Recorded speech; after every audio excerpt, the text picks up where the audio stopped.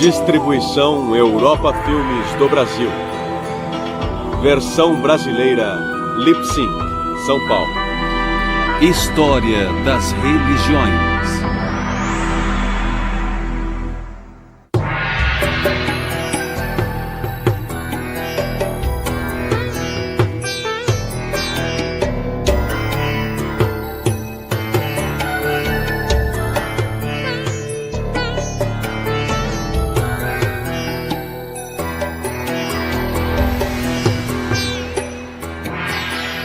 Hinduísmo.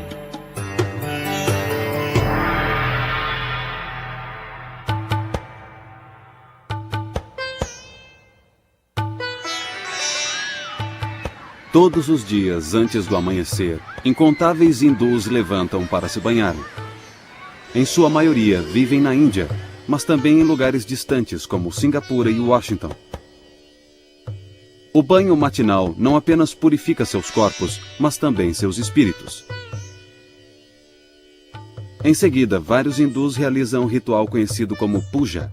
Trata-se de um ato de adoração durante o qual queimam incensos e fazem oferendas de flores, frutas, leite ou doces para uma estátua ou imagem de um entre as centenas de deuses, deusas ou espíritos hindus.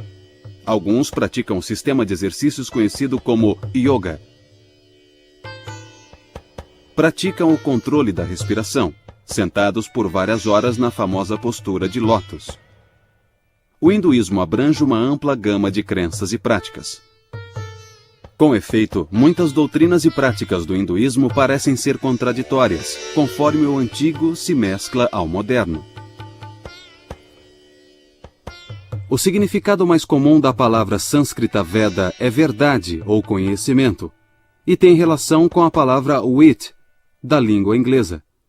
Mas a palavra Veda costuma ser especificamente utilizada em referência às antigas escrituras hindus. As partes mais antigas dos textos védicos estão organizadas em 4 conjuntos distintos de versos, chamados Samhitas. O Rig Samhita, por si só, contém mais de 1000 hinos individuais, compostos de mais de 10.000 versos divididos em 10 livros. Segundo a tradição hindu, sábios inspirados, denominados rishis, teriam ouvido esses versos diretamente dos deuses. Cada um desses poemas religiosos é dirigido em geral a um dos deuses, deusas ou espíritos védicos, os quais representam forças naturais, tais como o sol, a lua e o vento. O deus mencionado com mais frequência é Indra, que se assemelha ao Zeus da mitologia grega. Vários poemas do Rig Samhita louvam a majestade e o poder de Indra.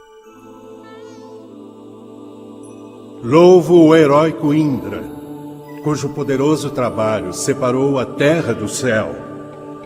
Indra conduz o sol como uma veloz carruagem que o traz aos seus adoradores. Como um rio, ele está sempre ativo e nunca descansa.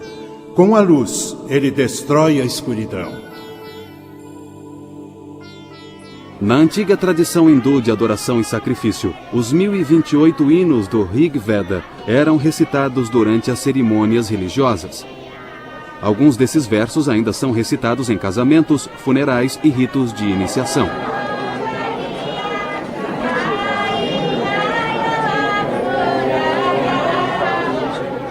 Os simples atos de recitá-los é sagrado, assim como o som produzido.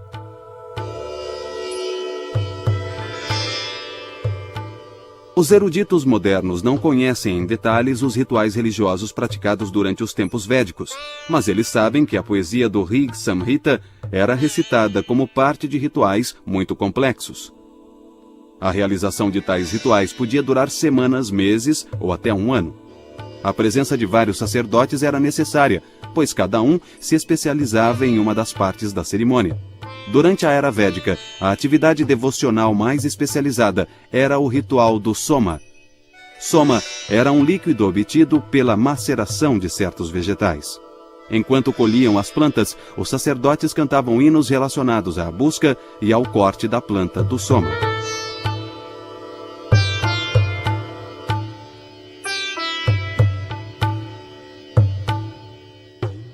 Os brahmanas, compostos aproximadamente entre 1800 a.C., adotam um tom insistente ao defender tanto a importância dos rituais quanto o costume de presentear os sacerdotes que os realizam.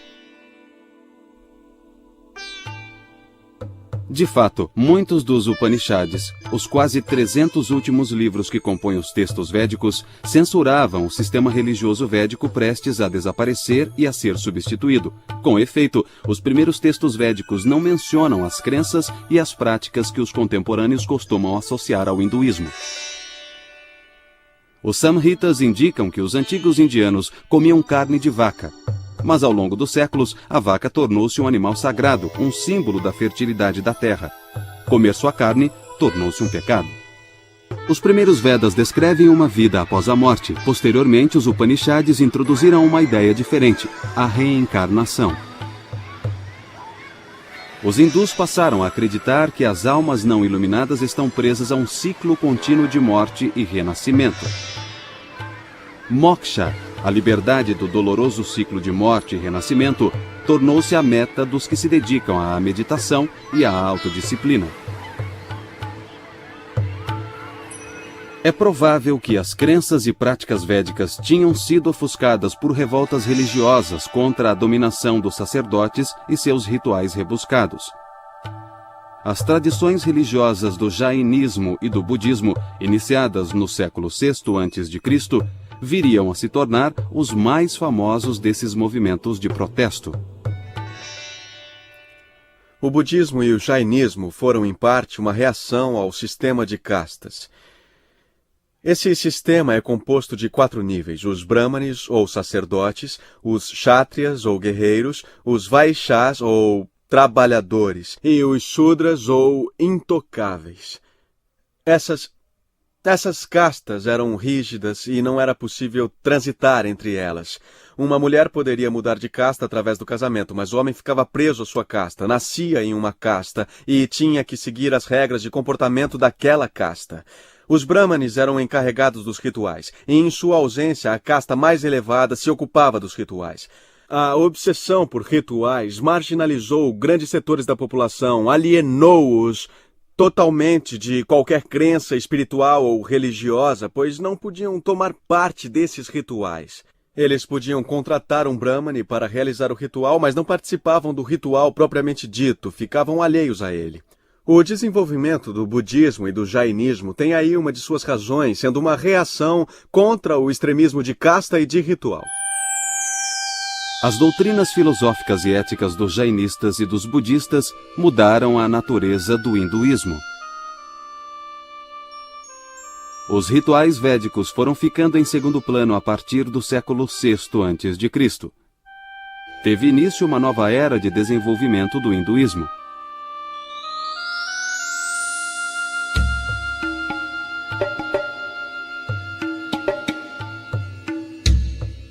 Em 326 a.C., as tropas de Alexandre Magno cruzaram o rio Indo, situado no noroeste da Índia.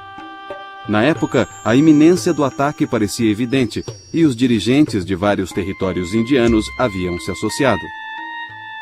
Isto criou o que viria a ser chamado o Império dos Maurya. Os soldados de Alexandre, porém, se recusaram a ir além do rio Indo. Mas a política indiana já havia mudado. Em cerca de 250 a.C., Ashoka tornou-se imperador da dinastia dos Maurya. Expandiu o império por meio de violentas guerras de conquista, durante as quais centenas de milhares de pessoas morreram. Farto do derramamento de sangue, Ashoka voltou-se para a fé budista em busca de consolação. Ele influenciou profundamente a vida religiosa indiana devido ao apoio oferecido aos budistas. O apoio real ao budismo e ao jainismo continuou ao longo de um milênio, o que explica, em parte, a ausência de monumentos religiosos hinduístas antes do século IX da era cristã. Embora poucos edifícios religiosos hindus tenham sobrevivido, as bibliotecas mostram que o hinduísmo estava reagindo aos desafios colocados por budistas e jainistas, porém de forma mais intelectual do que material. A resposta hindu assumiu duas formas. Primeiro, os hindus reestruturaram seus sistemas filosófico e teológico.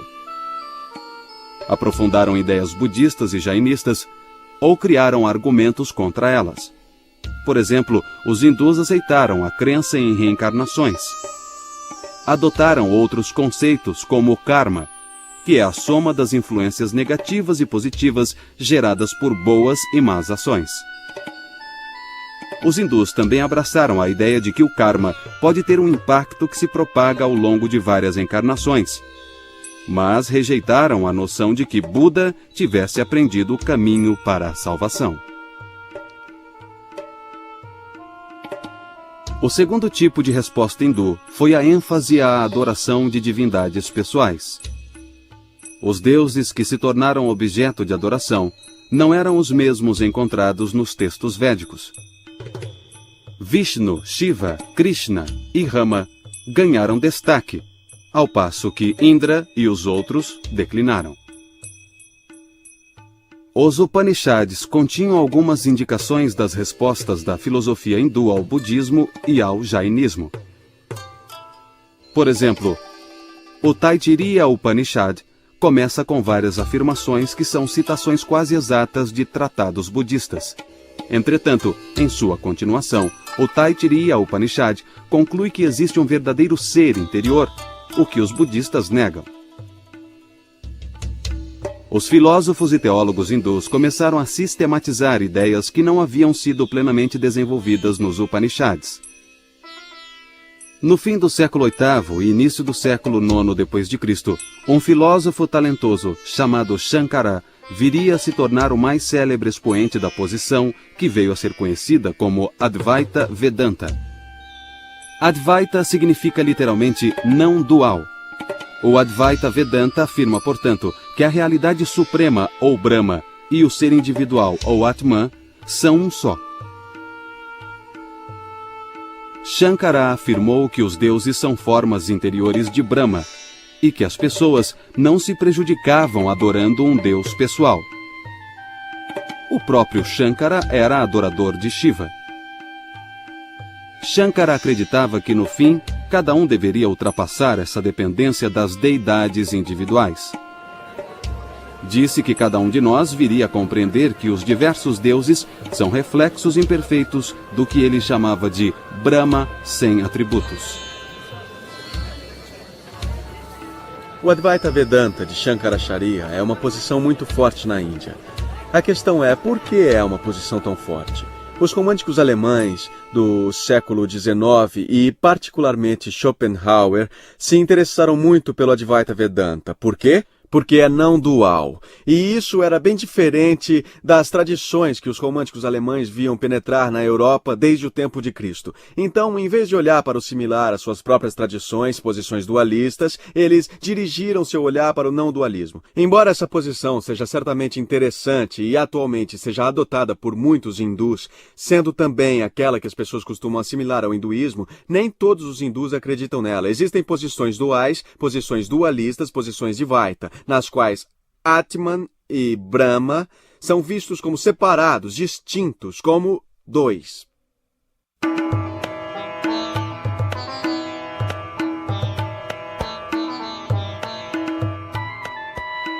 Os primeiros séculos da era cristã testemunharam uma imensa explosão de energia criativa na Índia.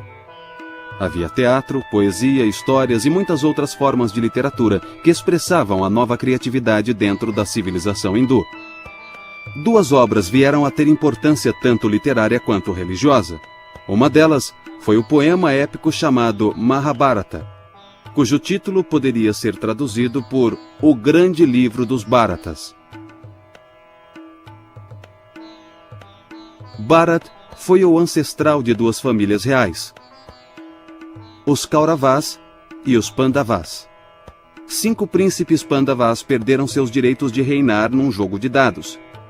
Os Kauravas ganhavam o reino, que deveria ser devolvido aos Pandavas depois de um período de 13 anos. Mas no 13º ano, os Kauravas não cumpriram sua promessa. O resultado foi a Grande Guerra dos Bharatas.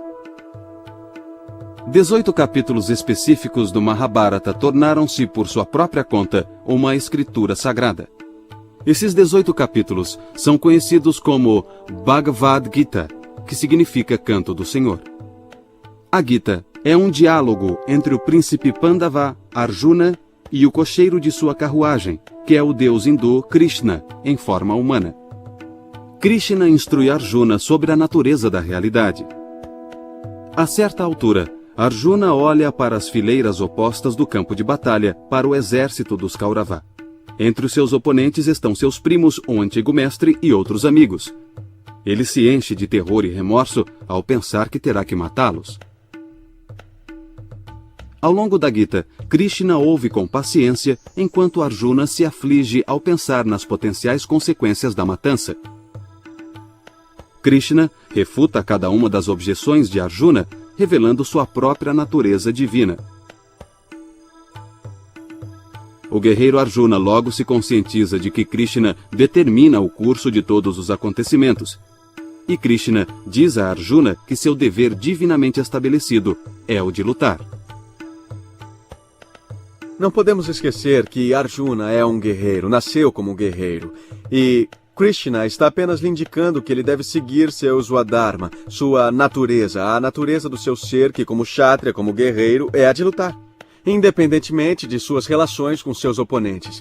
Então, sendo assim, se Arjuna agisse de outra maneira, por exemplo, seguindo sua dharma, a natureza de um brahmane de uma outra casta, da casta dos sacerdotes, estaria fazendo a pior coisa possível. Arjuna é um guerreiro e, como tal, seu dever ou dharma é lutar. Arjuna deve lutar. Krishna declara que nenhum karma negativo resultará disso desde que Arjuna se concentre na tarefa em si mesma, realizando-a sem desejo de ganhos pessoais.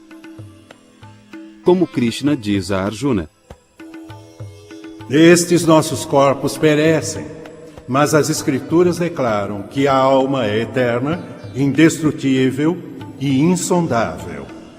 Sendo assim, lute, ó filho de Pandu. Aqueles que acreditam matar e aqueles que acreditam que são mortos não compreendem verdadeiramente que não matam e não são mortos. A civilização hindu tem uma longa história. Seus membros mais instruídos e cultos têm uma tendência a preservar formas mais antigas de sua cultura. Eles aceitam novas formas como se fossem meras extensões do sistema anterior. Novas formas e novas ideias apenas adicionam mais camadas de cultura, coexistindo com crenças e costumes mais antigos. Alguns autores confundiram a persistência das formas antigas com imutabilidade e estagnação, mas isso também proporciona um sentido de permanência, assimilando ao mesmo tempo grandes mudanças. A religião hindu não tem um fundador específico. Há muitas crenças na tradição de que foram herdadas. Algumas pessoas adotam uma crença devocional em relação ao Supremo, outras seguem um caminho de Gyana, que é o caminho do conhecimento e do reconhecimento. Existem várias abordagens. Existe o Karma Yoga, que é o caminho do serviço desinteressado, e assim por diante. Praticamente qualquer tradição ou crença que é seguida tem algum paralelo dentro da tradição hindu. O símbolo pode ser ligeiramente diferente, mas o que representa tem seu paralelo dentro da tradição hindu. Na Índia é possível viver numa casa onde mora 3 ou 4 pessoas, e cada uma se aproxima do Supremo de uma maneira particular. Na verdade, pode até haver um cristão morando na casa e outro morador pode ser um hindu, todos morando na mesma casa. E todos têm respeito uns pelos outros. Porque o fundamento do hinduísmo é um mesmo ser se manifestando de diversas maneiras. Em outra categoria de livros, chamados Dharma Shastras, ou livros da lei, os escritores brahmanes da Índia descreveram a vida como uma série de categorias lógicas. Por exemplo, dividiram a vida do homem, mas não a da mulher, em estágios distintos. Durante a juventude, um homem deve ser estudante e aprender os Vedas de um professor experiente. Depois deve tornar-se um chefe de família, responsabilizando-se pela reprodução e preservação do mundo material. Um homem que avança em idade deve ir se afastando das coisas do mundo. Se por um lado as leis de Manu preconizam o celibato dos jovens, um outro texto hindu dos primeiros séculos da era cristã, o Kama Sutra, instrui quanto às várias maneiras que o homem e a mulher maduros podem utilizar para usufruir dos prazeres do amor. O Kama Sutra tornou-se um manual sexual famoso ou infame. O Kama Sutra descreve em linguagem parcialmente metafórica um impressionante número de técnicas de relação sexual. Neste ponto parece haver uma contradição entre o gozo dos prazeres do corpo e o cuidado com a alma. Mas devemos nos lembrar de que os hindus acreditam que diferentes comportamentos são adequados a cada estágio da vida. O estudante deve ser celibatário, e o chefe de família deve se envolver com a paixão sensorial. Esta abordagem parece colocar cada coisa em seu devido lugar. Tal esforço para incluir todas as possibilidades humanas dentro do sistema levou alguns a considerarem o hinduísmo um estilo de vida mais do que como religião, no sentido europeu e americano.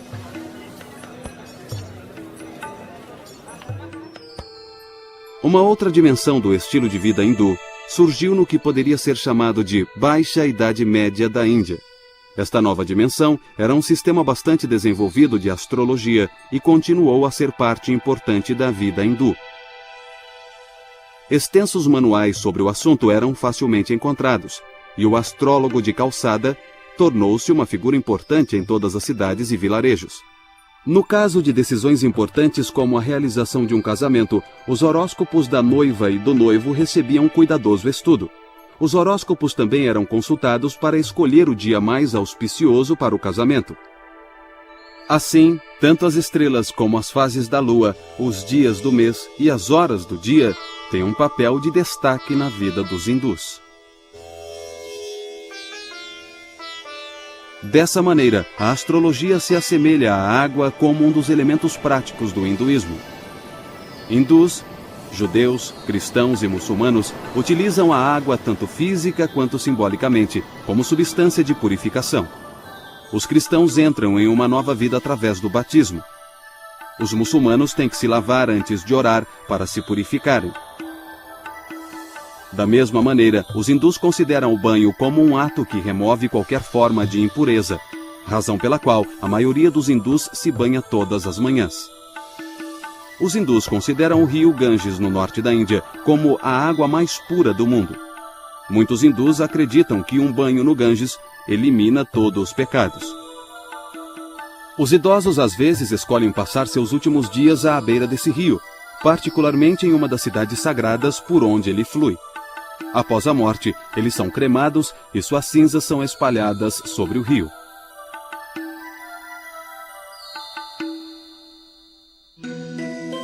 Durante os séculos IV e V d.C., o hinduísmo ressurgiu como religião dominante na Índia depois de superar os desafios colocados pelo budismo e jainismo.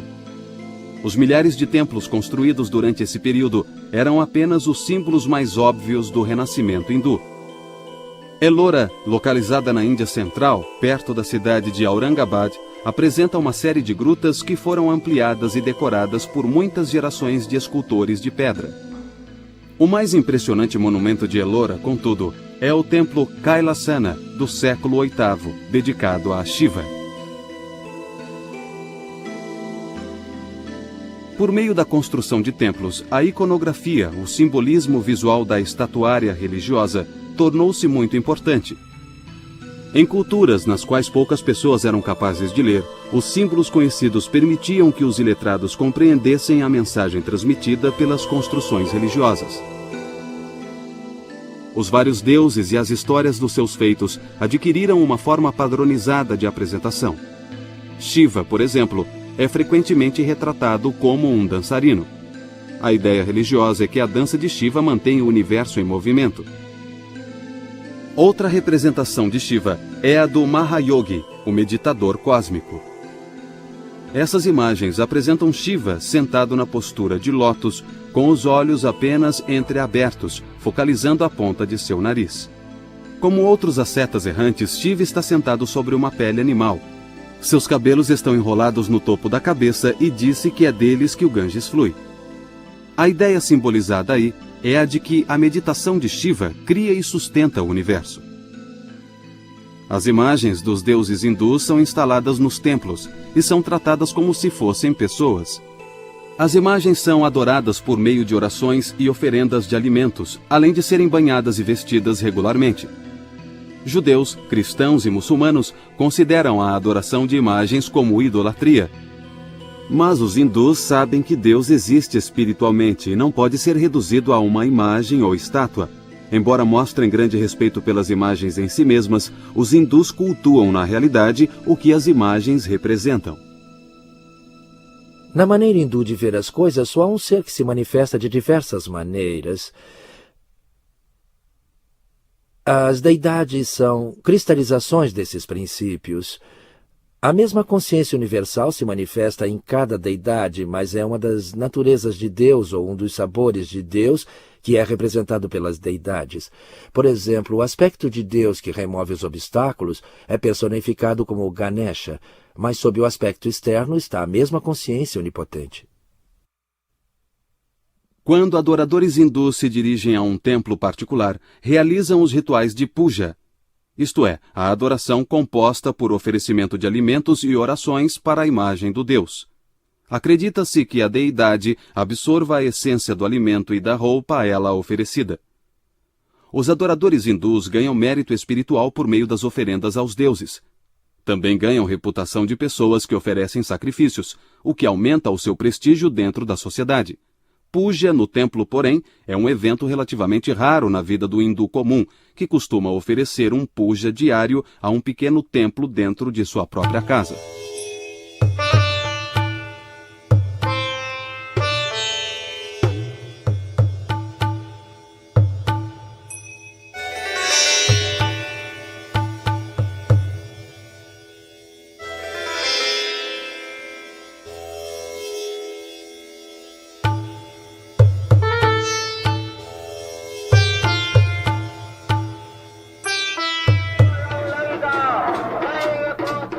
No hinduísmo, não existe um dia específico do Senhor, ou Sabá, como têm os judeus e os cristãos, embora os hindus celebrem frequentemente festivais em homenagem a um deus ou outro. Um dos mais famosos entre esses festivais é o Ram Lila, ou Saga de Rama, que é especialmente popular no norte da Índia. O Ramayana é quase tão popular e influente quanto os Mahabharata e seus capítulos sagrados, a Bhagavad Gita. No Ramayana, o deus Rama assume a forma humana de um príncipe. A história se desenrola em torno do sequestro de Sita, esposa de Rama, pelo demônio chamado Ravana. Rama e seu irmão Lakshmana buscam Sita e seu capturador, e disso decorrem muitas aventuras. Rama faz uma aliança com Hanuman, e finalmente ele e Lakshmana confrontam o demônio na ilha do Sri Lanka. Utilizando o poder divino de Rama e de milhares de macacos do exército de Hanuman, os heróis matam o demônio.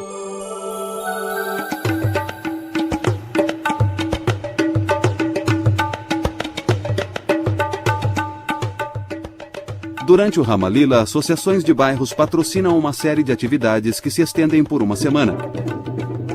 A cada noite, as associações de bairro realizam apresentações para contar a história do Ramayana. As peças dão aos artistas amadores a chance de mostrar seus talentos.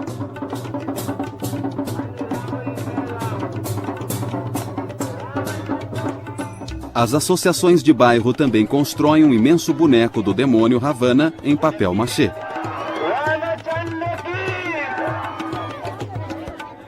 O ponto culminante do festival é o momento em que o demônio é queimado. No século XI da era cristã, diversas forças internas e externas atuando na Índia contribuíram para dar ao hinduísmo sua forma moderna.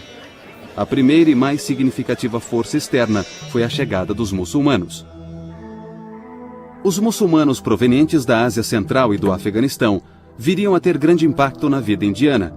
O sultão Mahmud, governante de Ghazna nos séculos X e XI, região atualmente chamada de Afeganistão, ordenou as primeiras grandes invasões muçulmanas pelo Estreito de Khyber.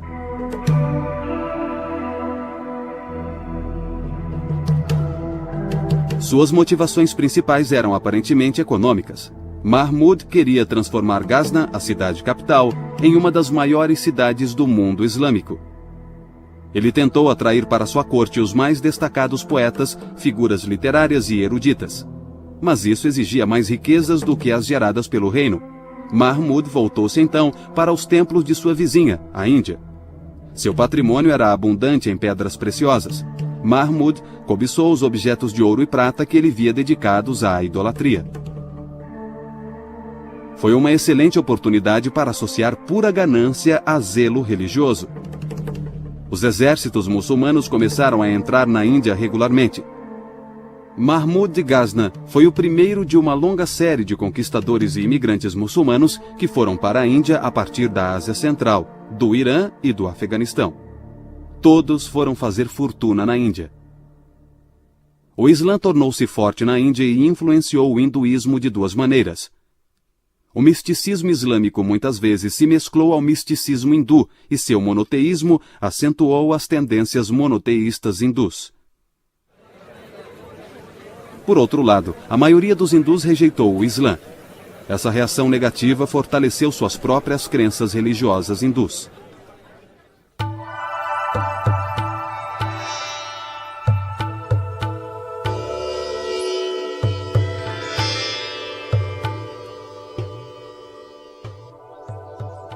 Os movimentos Bhakti renovaram o hinduísmo entre os séculos IX e XVIII da era cristã. Os devotos não estavam interessados nas áridas doutrinas filosóficas dos adeptos do Advaita, que discutiam a realidade última e única do ser. Os Bhaktis, ao contrário, concentravam-se no amor estático por Deus. Abraçaram plenamente os conceitos de sacrifício, entrega e devoção, implícitos na palavra Bhakti.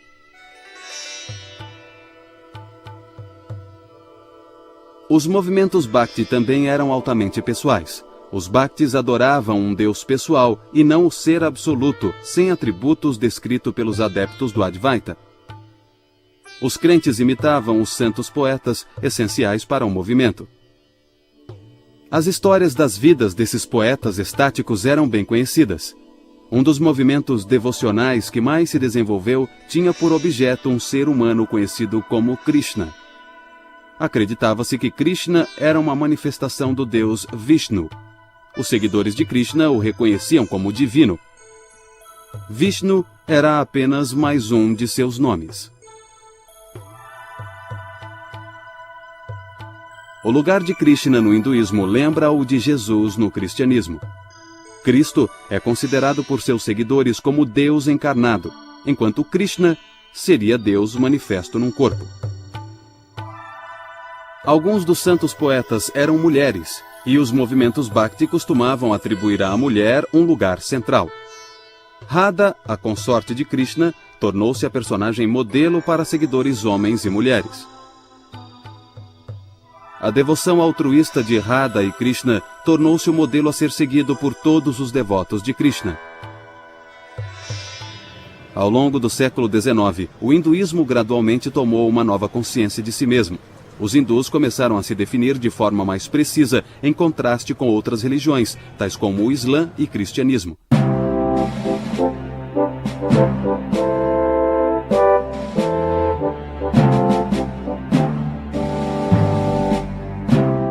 Quando chegaram à Índia no início do século XVII, comerciantes britânicos buscaram concessões comerciais dos imperadores mongóis que eram muçulmanos. Posteriormente, perceberam que a maioria do povo não era muçulmana.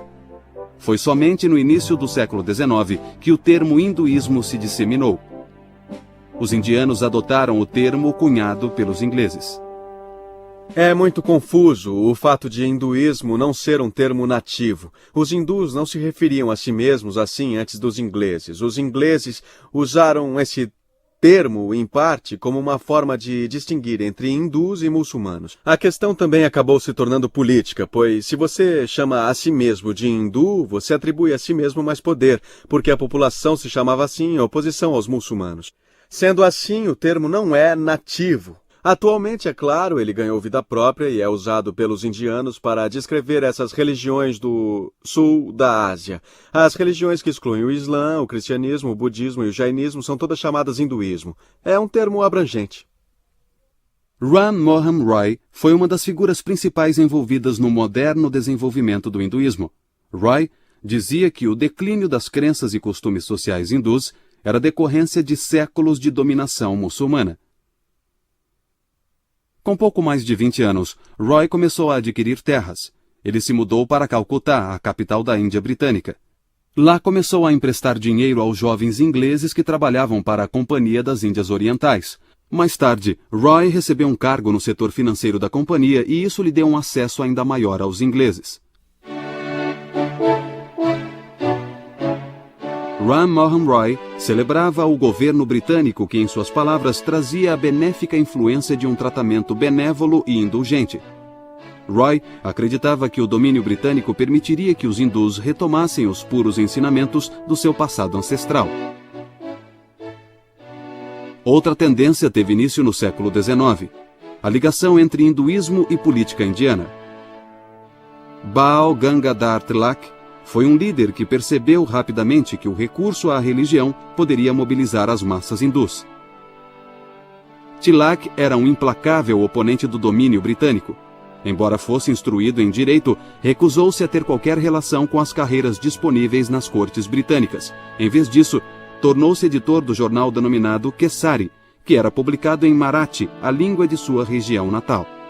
As ideias defendidas por Tilak o levaram à prisão inúmeras vezes, acusado de incitar oposição aos britânicos e conflitos coletivos. Os ingleses impuseram severa censura aos discursos políticos na Índia. Quando Tilak morreu em 1920, ele era provavelmente o líder mais popular do Partido do Congresso Nacional Indiano. Sua retórica anti-britânica teve consequências duradouras.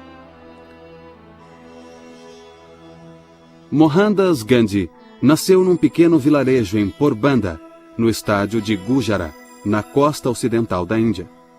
Seu pai era primeiro-ministro do governo local. A família de Gandhi pertencia à casta Bania, de mercadores hindus. Ao longo dos séculos, eles haviam absorvido profundamente os princípios éticos do jainismo, particularmente os ensinamentos de Ahimsa, ou total não violência. Ahimsa significa a não violência total, ou seja, a não violência em pensamentos, palavras e atos. E essa filosofia de Ahimsa não pode ser realizada plenamente pelos indivíduos ou pessoas comuns. Mas Gandhi tinha a seguinte percepção, como um estudante na escola. Ele ou ela aspira a receber nota 10, mas nem todos os estudantes que frequentam a escola têm nota 10, mas todos esperam alcançá-la. Da mesma maneira, podemos nunca conseguir ser totalmente não violentos na vida, mas devemos continuamente buscar alcançar esse nível à medida das nossas possibilidades. Durante a Primeira Guerra Mundial, Gandhi deu grande apoio à causa britânica. Ele esperava que a cooperação resultasse depois em concessões políticas por parte do Império Britânico. Ao contrário, os ingleses decretaram leis extremamente repressivas que limitavam os direitos políticos dos indianos. Gandhi tornou-se então um forte oponente ao domínio britânico. Se antes usar elegantes ternos e chapéus confeccionados em Londres, passou a vestir-se com uma simples túnica branca, como as usadas pelos ascetas errantes. Gandhi começou a se dirigir às massas com a linguagem da religião. Ele descrevia sua tática com a expressão satyagraha, uma refinada palavra sânscrita que significa constância na verdade. A verdade significava muito para ele, teve uma importância tremenda para o meu avô em toda a sua vida. Houve uma época em que ele dizia, Deus é verdade. Então, mais tarde, ele percebeu que a verdade é Deus. O que realmente estamos tentando é alcançar essa verdade suprema, e isso é alcançar a Deus, alcançar o pleno estado divino. Ele chamava seu movimento de Satyagraha, que é uma combinação de duas palavras sânscritas. Satya significa verdade e agraha significa busca de. Ele sentia que todos nós, indivíduos, estamos constantemente buscando a verdade e temos que buscá-la sinceramente se buscamos a salvação.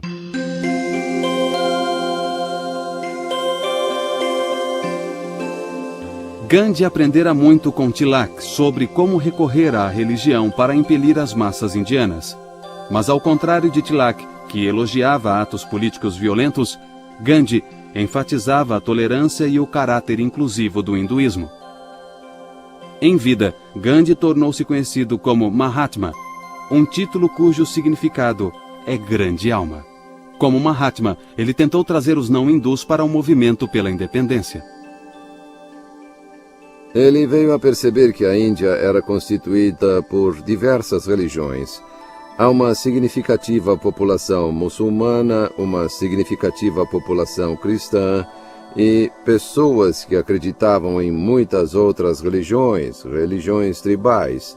Então, trata-se de um conglomerado de diferentes credos religiosos e não podíamos desejar eliminá-las. Não podíamos declarar a Índia um estado hindu e esquecer o resto das pessoas. O país tinha que sobreviver como um estado leigo que daria oportunidades iguais e direitos iguais às diferentes religiões e às pessoas que acreditavam nessas diferentes religiões. Assim, quando ele percebeu a existência de todos esses fatores, acho que ele percebeu que seria sábio mudar as crenças das pessoas. Entre 1919 e 1924, ele forjou uma aliança entre o Congresso Nacional e um grupo de jovens líderes muçulmanos. Essa aliança foi sempre frágil. Gandhi costumava usar símbolos hindus para propósitos políticos. Por exemplo, ele pedia constantemente que os muçulmanos abolissem o ritual de sacrifício de vacas. Os muçulmanos não faziam objeção ao consumo de carne de boi, e na festa de comemoração do sacrifício de Abraão, frequentemente realizavam um sacrifício ritual de vacas. Como Tilak, Gandhi adotou a vaca como símbolo da Índia hindu. Em seu espírito, a mãe vaca estava intimamente associada à mãe Índia. Se os muçulmanos consideravam a abordagem de Gandhi hindu demais, muitos outros pensavam que Gandhi era insuficientemente hindu. Não acho que ele era um hindu no sentido tradicional. Não praticava nenhum dos rituais do hinduísmo. Não acreditava nesses rituais. Ele acreditava no respeito a todas as religiões do mundo. E por isso ele as estudava. De fato, uma de suas frases famosas é que um estudo amigável de todas as escrituras é um dever sagrado de todos os indivíduos. Ele realizou esse estudo amigável. Estudou a Bíblia, estudou o Antigo Testamento, estudou o Alcorão e tudo mais. Ele estudou todas essas escrituras e extraiu de cada uma delas o que achou que seria útil para a sua vida pessoal, incorporando isso em seu estilo de vida. Ele foi capaz de demonstrar respeito por todas as diferentes religiões e delas incorporar o que achava útil. E, de certa maneira, poderíamos dizer que sua religião e sua prática da religião, embora fosse substancialmente hindu, era também substancialmente ecumênica.